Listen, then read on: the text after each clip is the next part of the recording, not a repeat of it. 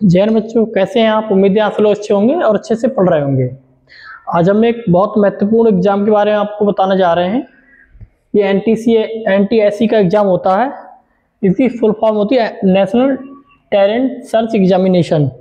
ये 10th class के बच्चों का एग्जाम होता है। ये 2 स्टेज में होता है, स्टेट लेवल पे और एक नेशनल लेवल पे। इसके 2 पेपर होते हैं। एक तो स्टेट लेवल पे होता है, स्टेट लेवल से प्रत्येक राज्य का पेपर होता है, उसमें लगभग 8,000 बच्चे सिलेक्ट होते हैं। और जो नेशनल लेवल पे होता है उसके 2,000 बच्चे सिलेक्ट होते हैं। सब में मिलाकर पूरे ऑल ओवर इंडिया से 2,000 बच्चे सिलेक्ट होते हैं। इनको पर मंथ स्कॉलरशिप मिलती है आगे की पढ़ाई के लिए। तो ऐसे बच्चों के लिए बहुत महत्वपूर्ण एग्जाम है जिनकी आर्थिक स्थिति ठीक नहीं है और वो आगे पढ़ना चाहते हैं। ये 11-12 के लिए इस समय 1,250 रुपये मिलते हैं और ग्रेजुएशन पे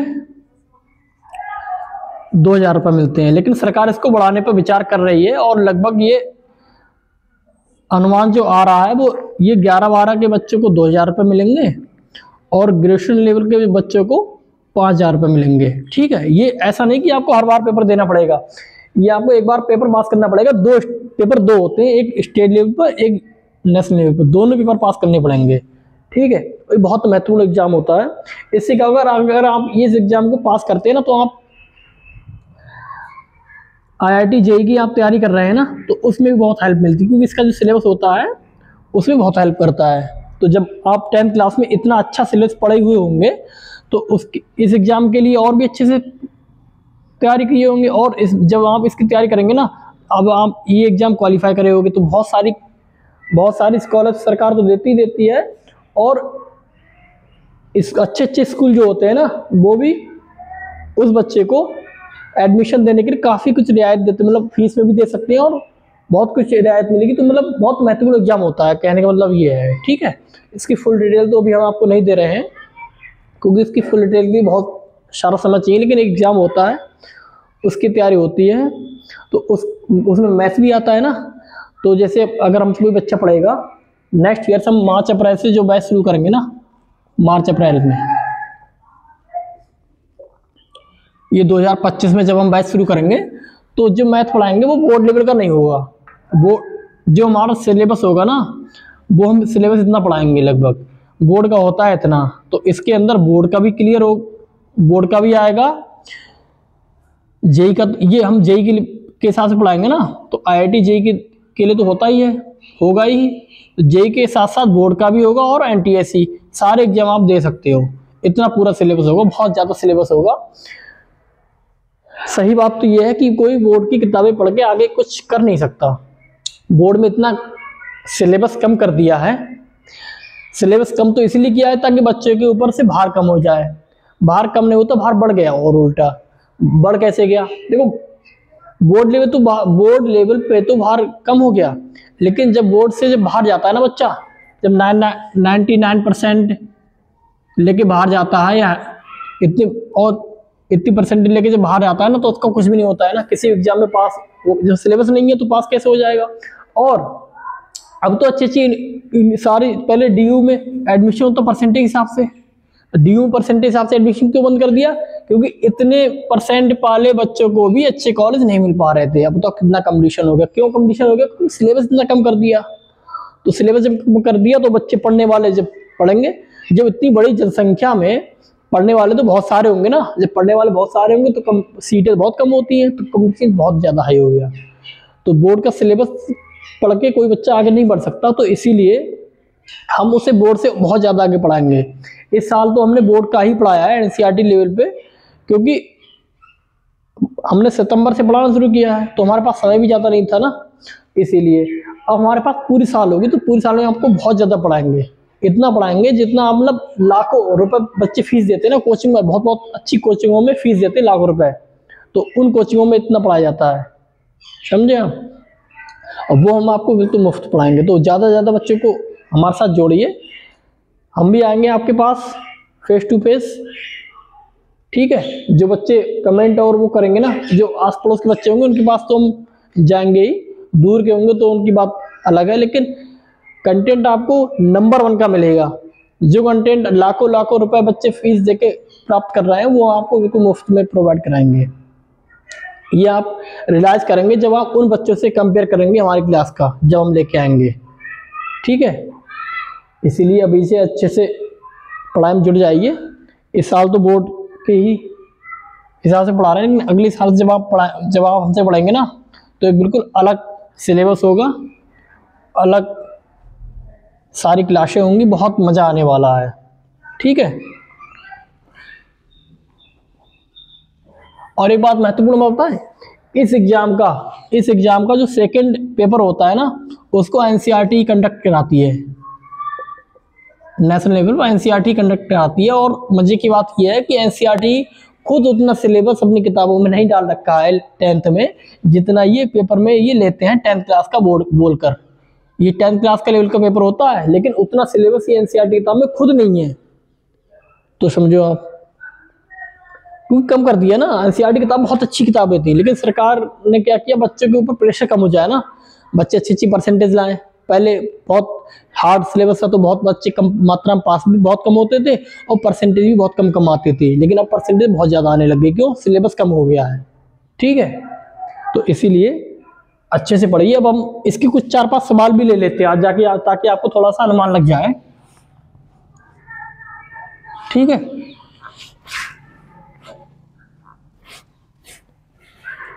अच्छे सवाल है इसके,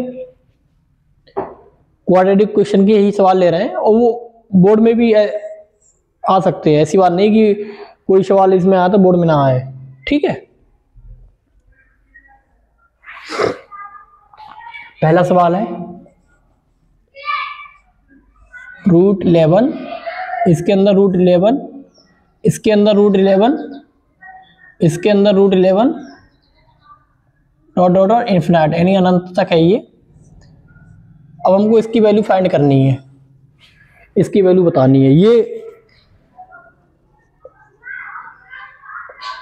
दिल्ली एनटीएसी में स्टेज 1 में 2015 में आया हुआ क्वेश्चन है एनटीएसी का। ठीक है, इसकी वैल्यू बतानी है। अब घूम जाएंगे ना बच्चे, अब ऐसा बोर्ड में पढ़ाया ही नहीं है। ठीक है, कैसे करोगे आप, ध्यान से देखने का पता चल रहा है कि इसको हम कोई एक मान लेते हैं, let y is equal to root 11 root 11 root 11 root 11। ठीक, इसको y मान लिया। अब ध्यान से देखना है कि ये इनफिनाइट तक ऐसी ही सीरीज चलती जा रही है। जब इसको हमने y माना है तो ये भी y ही तो होगी। इसको जब हमने पूरे को y माना है तो ये आगे की सीरीज भी ऐसी ही तो चल रही है, तो ये भी y होगी।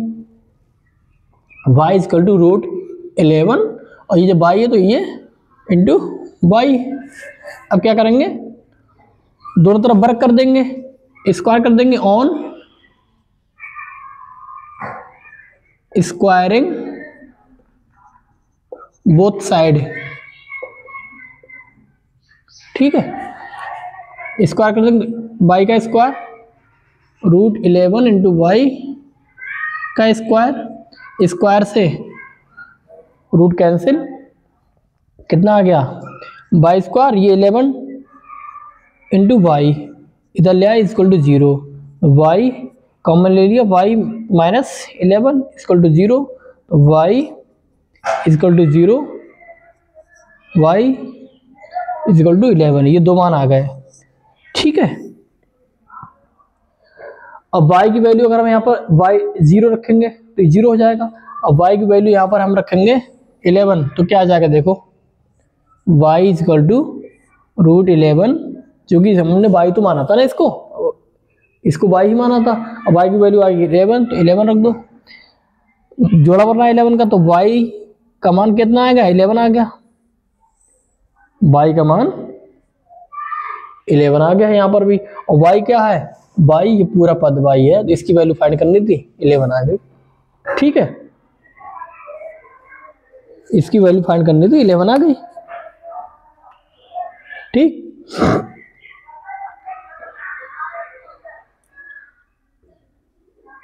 नेक्स्ट क्वेश्चन देखते हैं।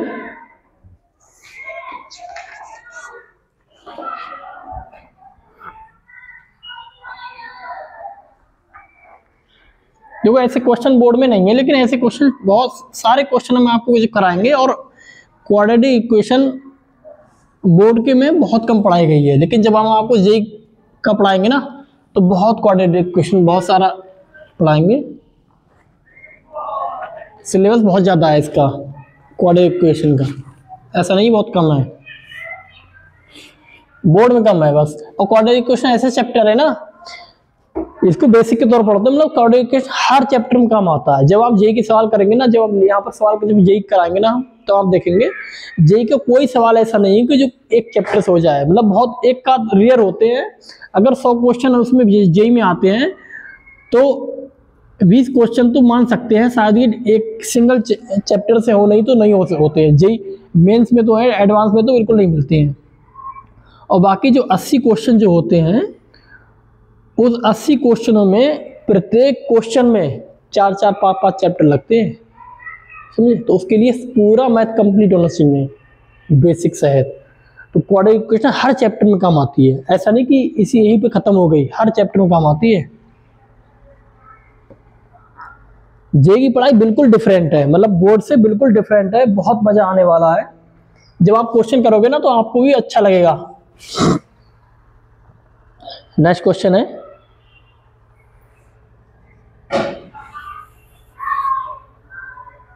If root x + 1 plus root x - 1 is equal to 1, then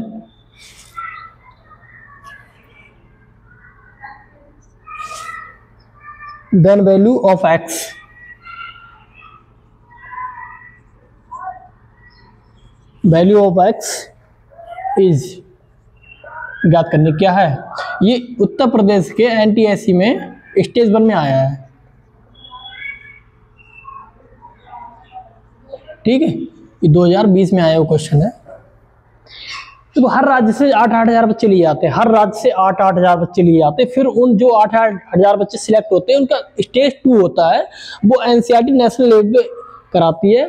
फिर उन सब में से 2000 बच्चे छाड़े जाते हैं जिनको स्कॉलरशिप मिलती है, ठीक है। तो ये बहुत ऐसा नहीं बहुत सरल एग्जाम, बहुत टफ एग्जाम होगा। समझो पूरे देश से इतनी बड़ी आबादी में से 2000 बच्चे लिए जा रहे हैं, तो इस एग्जाम की कुछ तो खासियत होगी। अब ये देखिए कैसे करेंगे। इसको करने के लिए हम क्या करेंगे, वैसे तो कर नहीं सकते इसे, कैसे करेंगे हम इसको, दोनों तरफ वर्क कर लेंगे, वही ऑन स्क्वायरिंग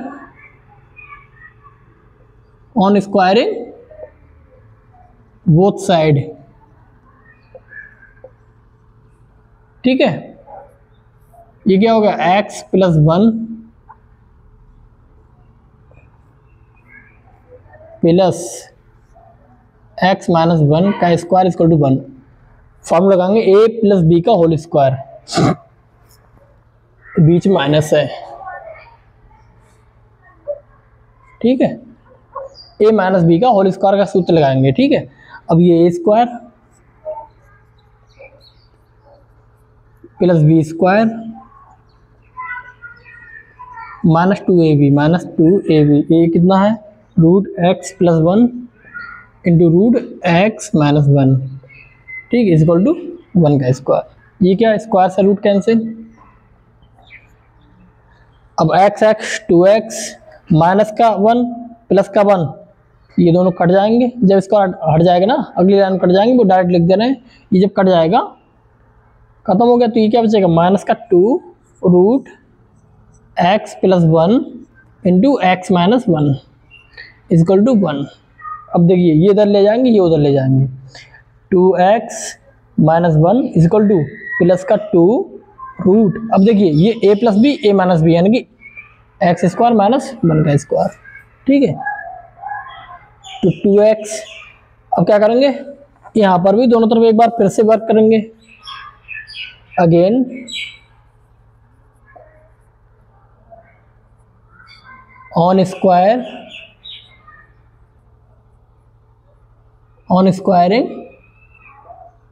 बोथ साइड,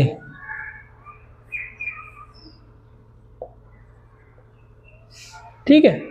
फिर क्या हो जाएगा 2x माइनस 1 का whole square is equal to 2 root x square minus 1, ठीक, इसका स्क्वायर।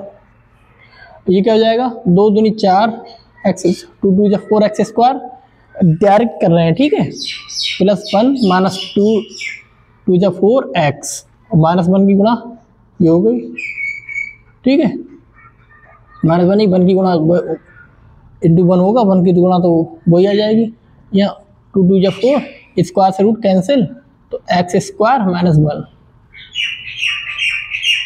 ठीक है, 4x square plus 1 minus 4x equal to 4x square minus 4, plus में कट जाएंगे, क्या बचेगा, ये उधर ले जाओ माइनस का 4x इक्वल टू माइनस का 4, ये प्लस का 1, ये माइनस का 1, minus x equal to minus का 5 अपॉन माइनस का 4, minus minus cancel, x equal to 5/4, ये x का मान है, ठीक है। ऐसे करते हैं, ऐसे क्वेश्चन पहले हमारे बोर्ड में भी थे, मतलब यूपी बोर्ड की जो पहली किताब चलती थी ना मनोरम की, उसमें ऐसे क्वेश्चन थे पहले, अब एनसीईआरटी में नहीं है फिलहाल, ठीक है। नेक्स्ट क्वेश्चन करते हैं, थोड़ा सा लंबा तो उसे वीडियो का समय बचे इसीलिए इसे मिटा के वो लिख दे रहे हैं।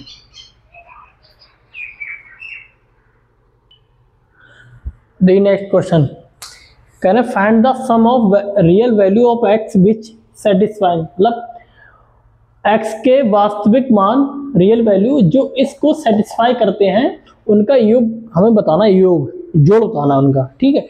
ये दिल्ली एनटीएससी स्टेज 1 में 2019 में आया हुआ क्वेश्चन है। अब देखिए इसको हम करने की विधि क्या है, जो सिंपल मेथड है ना उसका तो ये कि सिंपल एक इसकी इससे गुणा करो, क्रॉस मल्टीप्लाई कर दो, फिर नीचे की गुणा करो, फिर उसके बाद जो भी आएगा उसकी फिर क्रॉस मल्टीप्लाई करो और उसके बाद बहुत लंबा क्वेश्चन हो जाएगा, मतलब इसमें बहुत सारा समय चला जाएगा ऐसे करने में, ठीक है, क्योंकि इसे करते करते पागल हो जाओगे, इतनी लंबी लंबी जब पदों की गुणा करोगे फिर उनको जोड़ोगे बहुत सारा समय खराब होगा। इसको करने के लिए देखो हमारे एक अच्छी नज़र की ज़रूरत होती है ना, जब आप सवाल करोगे ना, जब आप ज़्यादा से ज़्यादा सवाल करोगे, अभ्यास करोगे तो आपकी भी नज़र अच्छी हो जाएगी सवाल को पकड़ने की लिए, ठीक है। इसमें देखो कुछ दिख रहा है, ये देखो x square minus 10 square x square minus 10x x square minus 10x x square minus 10x, ये सब में आ रहा है, ये सारे पद अलग है। इसका देखो फैक्टर भी नहीं कर पा रहे हैं हम, ठीक है, इसके हम फैक्टर भी नहीं कर पा रहे हैं, तो हम क्या करेंगे एक्स स्क्वायर माइनस 10x, इसको हम कुछ मान लेंगे, हम मान लेंगे लेट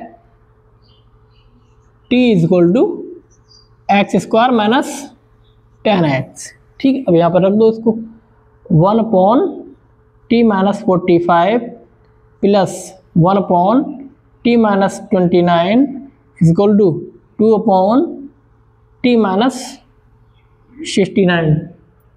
अब इसको हल करने में आसानी होगी या इसको हल करने में आसानी होगी, इसको हल करने में आसानी होगी, कर लो, इसकी इससे गुणा कर दो, इसकी इससे गुणा कर दो, तो टी माइनस 29 प्लस इसकी 1 से गुणा करोगे प्लस है चूँकि टी माइनस 45 अपॉन, अब देखो हम डायरेक्ट करेंगे, जब आप एनटीएससी जैसे एग्जाम की आप तैयारी कर रहे हो तो इतना तो आपको डायरेक्ट अभ्यास से आ जाएगा, डायरेक्ट करना ही चाहिए, ठीक है।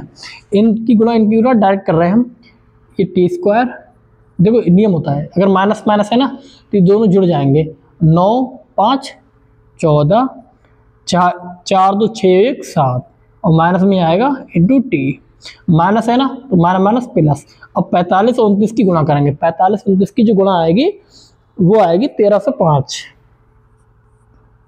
ठीक है, equal to 2 upon t minus 69, simple हो गया। टी टी 2t माइनस इसकी जब गुणा करेंगे 74 upon T square minus 74t plus 1305, ठीक है, इक्वल टू 2 अपॉन टी, यहाँ पर 2 कॉमन लेंगे, 2 कॉमन ले लो, टी माइनस 2 3 जा 6 2 7 जा 14 अपॉन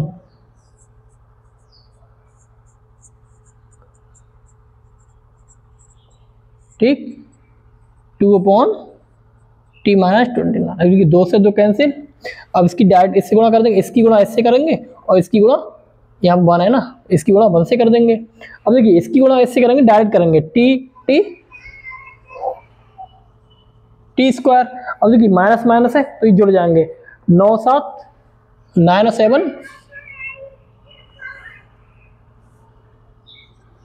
16 और 6 3 9 10 टी।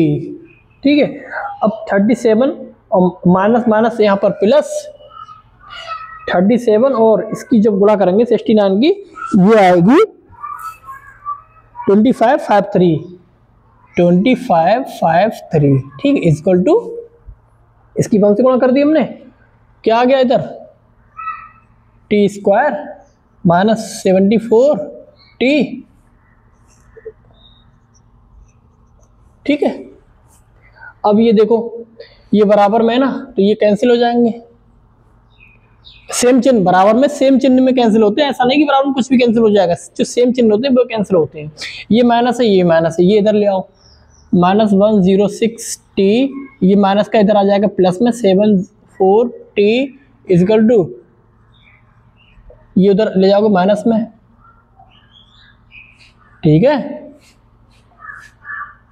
2553 घटाओ इसे 2 3 माइनस टी इक्वल टू, इसको जब माइनस करोगे तो 5 इसमें से ये घटाओ ना, तो 3 में से 5 जाएंगे नहीं है ना, तो ये 3 में से 5 जाएंगे नहीं, वहाँ से कैरी लिया 13 8 8। ठीक है, यहाँ 4 बचे 4, यहाँ कितने बचे 5 में से 3 के 2, 5 में से 3 के 2, 2 में से बन गया 1। ठीक है,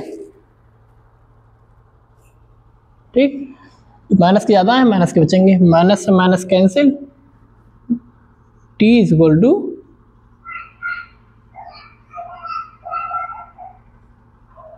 ठीक है, अभी कट जाएगा। पहले तो आप सरल करना है, 32 का आप टेबल याद नहीं है तो 16 से काट दो, 16 दूनी 32। ठीक है, 16 दूनी 32, 16 टू 128, 16 सत्ते,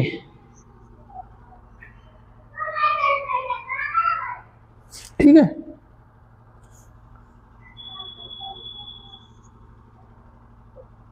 ठीक,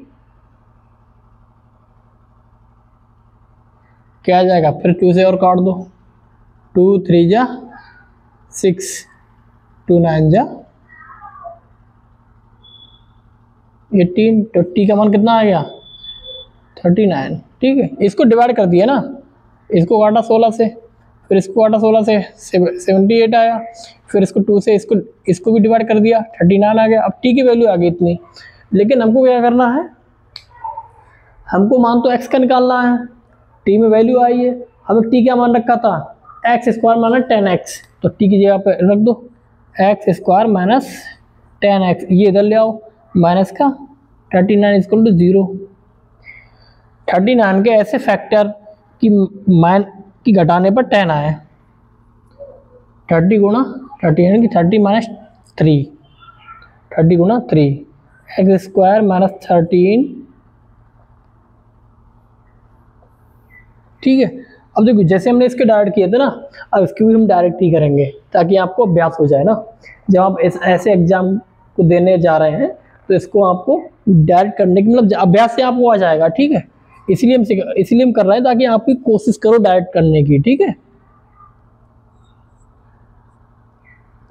13 3 39 ज़्यादा है ना, तो यह माइनस है इसलिए 13 इंटू, यह माइनस है ना तो 13 इंटू 3, इनकी जो गुणा करेंगे वो ऐसी चिन्ह से करेंगे कि माइनस आए, अगर हम सेम करेंगे प्लस आ जाएगा। एक चीज़ है माइनस कर माननी पड़ेगी, क्योंकि यहाँ पर अगर प्लस होता तो हम ये माइनस मानते।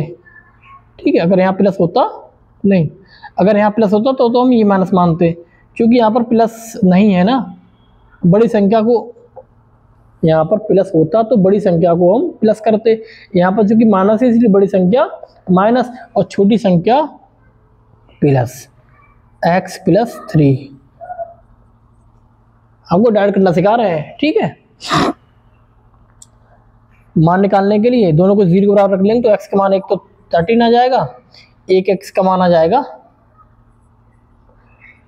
माइनस का 3, क्योंकि हमको क्या करना है, इसका x की दो वैल्यू आ गई, एक की 13 एक माइनस का 3, हमको इसके सम निकालना है, सम निकालना है ना इसका, जो x की जो रियल वैल्यू आएंगे उनको हमें सम निकालना है।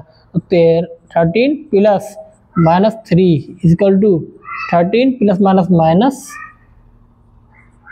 इजकल टू कितना आ गया 10, x की वैल्यू कितनी आ गई, मतलब जो इनका सम, x की वैल्यू कितनी आ गई, मतलब जो इनका सम आ गया, इनके जोड़ आया वो 10 आ गया, ये आंसर है।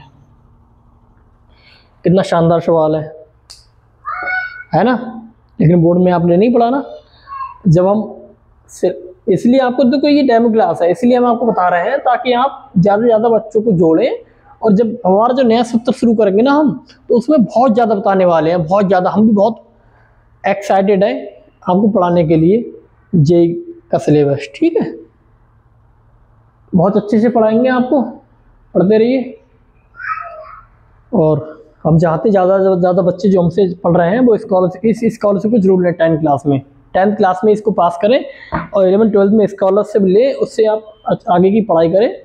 जब हर महीने आपको कुछ निश्चित धनराशि मिलेगी ना, तो आपके परिवार को कितनी खुशी होगी कि हमारे बच्चे को रुपये मिल रहे हैं, तो इसके आगे और पढ़ाओ। कुछ बच्चे पैसे की वजह से, बहुत सारे बच्चे होते हैं पैसे की वजह से उनकी पढ़ाई छूट जाती है, तो जब उन बच्चों के लिए सरकार ने ये एग्ज़ाम लाई है सरकार, ताकि ऐसे बच्चे जो पैसे की वजह से नहीं पढ़ पाते आगे पढ़ें। ठीक है, अगला क्वेश्चन देखते हैं एक और।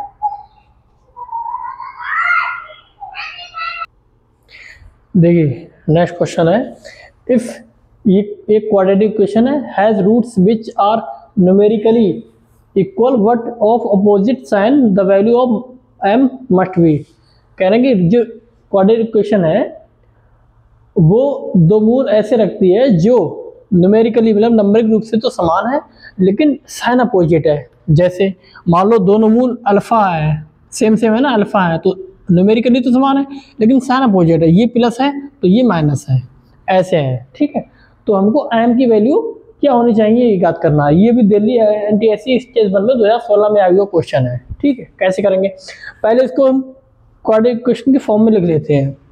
हम क्या करेंगे, यहीं से हम गुणा करना शुरू कर देंगे, नहीं दोबारा से क्वाड्रेटिक इक्वेशन नीचे नहीं लिखेंगे, यहीं से इसकी गुणा इससे करेंगे, इसकी गुणा इससे करेंगे। ठीक है, अब इसकी गुणा हम डायरेक्ट करेंगे, क्या करेंगे, इसकी गुणा इससे करेंगे, फिर इसकी गुणा इससे करेंगे, वो कॉमन लेंगे, उससे बढ़िया हम डायरेक्ट गुणा कर रहे हैं x² इंटू m प्लस 1, फिर इसकी उससे गुणा करेंगे, इसकी भी हम डायरेक्ट ही करेंगे, x into V m plus 1 equal to, इसकी भी इससे गुणा कर दो, x into a m minus 1, फिर इसकी इससे गुणा कर दो, माइनस c m माइनस 1। ठीक, अब इसको इधर ले आओ, x² m प्लस 1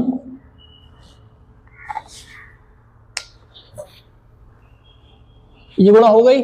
वैसे अगर हम प्रत्येक पद की गुणा इसकी इससे करते, फिर इसकी इससे करते, इसकी इससे करते, फिर इसकी इससे करते, फिर इसकी इससे, फिर इसकी इससे, फिर इसकी इससे, इसकी इससे, बहुत लंबा लिखना पड़ता, फिर इसको कॉमन लेते, 3-4 लाइनें बचा दी डायरेक्ट करके। ठीक है, ये डायरेक्ट आपको सीखना है। देखो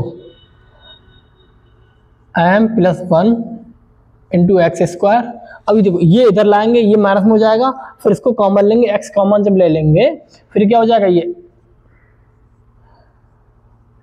m प्लस 1, ये इधर ले आओ,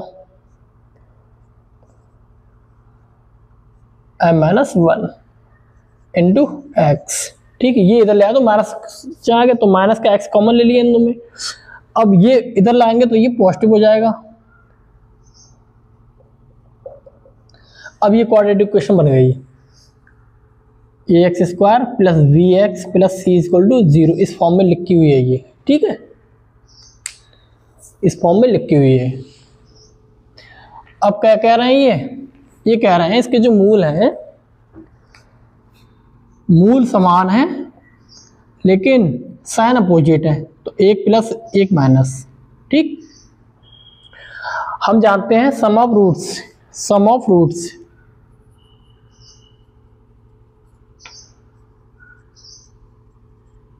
सम ऑफ रूट्स क्या होता है, ये सम ऑफ रूट्स के अल्फा प्लस माइनस अल्फा, और ये होता क्या है minus coefficient of x upon coefficient of x square, यानी कि minus b upon a, b क्या होती है ये बी अपॉन ए, बी क्या है कोफिशिएंट ऑफ एक्स, क्या है ये है minus we,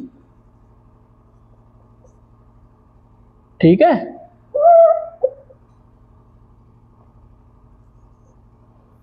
plus A M minus 1, ठीक, अपॉन ए कितना है coefficient of x square M plus 1, ठीक है। अब देखिए ये बताने के लिखा है, देखो ये तो alpha minus alpha, alpha minus alpha equal to minus plus, अंदर गुणा कर दो वी एम प्लस बी। अगर यहाँ पर भी हम डायरेक्ट करना चाहें, देखो तुम्हें डायरेक्ट हम कोशिश कर रहे हैं कि डायरेक्ट सिखाएं, इसीलिए हम इतना डायरेक्ट कर रहे हैं इस एग्जाम के लिए, और जाके जो भी आप जेई का एग्जाम दोगे उसके बहुत सारा सीखना है आपको डायरेक्ट करना। देखो प्लस और माइनस, माइनस प्लस, देखो बी एम के अंदर गुणा करेंगे एम के अंदर गुणा करेंगे तो एम कॉमन हो जाएगा, ये क्या जाएगा ए प्लस बी प्लस, और ये यहाँ करा जाएगा माइनस ए तो प्लस बी हो ही जाएगा, यहाँ करा जाएगा बी और माइनस का ए, यानी कि प्लस का वी माइनस का ए अपॉन एम प्लस 1, ये माइनस ये प्लस कैंसिल, ये जीरो हो जाएगा, जीरो की गुणा इससे करेंगे जीरो हो जाएगा, यहाँ क्या रहेगा zero equal to m b minus a. अब ये पद इधर ले आओ, ये इधर लाएंगे तो ये माइनस में हो जाएगा ना, ये इधर लाएंगे तो माइनस में हो जाएगा, माइनस के अंदर गुणा करेंगे ये माइनस में ये प्लस में हो जाएगा, यहाँ डायरेक्ट लिख लेंगे a minus b equal to m a plus v, ठीक है। अब एम की वैल्यू क्या आ गई ए माइनस वी, या नीचे डिवाइड कर दो इससे, मतलब गुणा में है ये भाग में आ जाएगा, ए प्लस बी, एम की वैल्यू इतनी आ गई, ये आंसर है, यही निकालना था। बहुत इंपॉर्टेंट क्वेश्चन है और ये बहुत महत्वपूर्ण मतलब क्वेश्चन है ये ना, अच्छा क्वेश्चन है ये मैं समझो कि देखो जैसे जो कर पा रहा है उससे तो ठीक है, वरना ये बहुत अच्छा क्वेश्चन है, बहुत कठिन क्वेश्चन है ये, ऐसा नहीं कि आसान हो बहुत ज़्यादा, क्योंकि पहले से तो क्वाड्रेटिक बहुत से बच्चे जो होंगे ना शुरुआत में वो तो ये देखेंगे क्वाड्रेटिक क्वेश्चन है कहाँ ये, इसको इस फॉर्म बनाना पड़ता है ना, ये पहले इस फॉर्म बनाया, उसके बाद हमने देखा अपोजिट साइन है इसीलिए ये इन्हें गायब भी करना है, गायब कैसे होंगे ये हटाना है ना, रिमूव करना होगा, तो सम ऑफ रूट्स करेंगे, वो एक प्लस ये माइनस है तो प्लस माइनस कैंसिल हो जाएंगे, और सम ऑफ रूट्स हम जानते हैं minus B by A, minus B by A, B का मान कितना है माइनस इतना अपॉन ए कितना है ये, फिर उसके बाद कैलकुलेशन करके ये आ जाएगा, ठीक है। इस क्लास ये डेमो के रूप में हमने आपको दे दी ताकि आपको पता चल जाए कि नेक्स्ट ईयर से हम कैसे पढ़ाने वाले हैं, ठीक है। ज़्यादा से ज़्यादा बच्चों को जोड़िए ताकि जो जिस उद्देश्य से हम यूट्यूब पर आए ना, हमारे यूट्यूब पे आने का उद्देश्य सिर्फ इतना नहीं कि हम वीडियो बनाएं या खाली वीडियो बना के खाली वीडियो बनाने चक्कर पढ़ाएं बोर्ड के लिए, बोर्ड का तो हमने पढ़ा दिया 10th का, ठीक है।